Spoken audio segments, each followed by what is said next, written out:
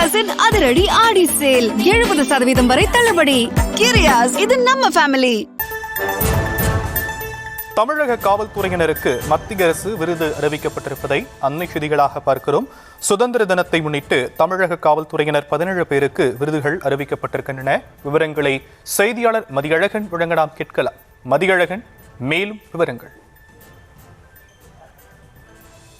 சுதந்திர தினத்தை முன்னிட்டு ஒவ்வொரு ஆண்டும் அனைத்து மாநில மற்றும் யூனியன் பிரதேசங்களில் செயல்படக்கூடிய காவல்துறையினர், அதாவது சிறந்த காவல்துறையினரை கண்டறிந்து விருது வழங்குவது வழக்கம். அந்த வகையில் இந்த ஆண்டிற்கான விருதுகளும் அறிவிக்கப்பட்டு இருக்கின்றன. அதே போல பல்வேறு துறைகள், அதாவது மத்திய அரசின் செயல்படக்கூடிய துணை ராணுவ படையினருக்கும் விருதுகள் வழங்கப்படுவது வழக்கம். அந்த வகையில் இந்த ஆண்டிற்கான விருதுகள் என்பது அறிவிக்கப்பட்டு இருக்கின்றன.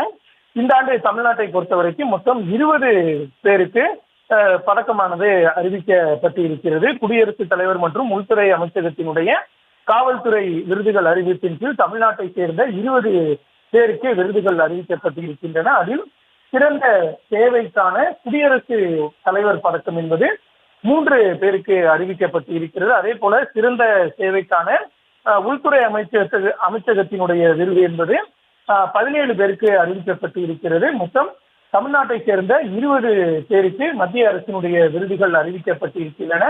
அதே போல துணை ராணுவ படையில் பணியாற்றக்கூடியவர்களுக்கும் சிறந்த பணியாற்றியமைக்காக அவர்களுக்கான விருதும் இந்த ஆண்டிற்கு அறிவிக்கப்பட்டு இருக்கின்றன.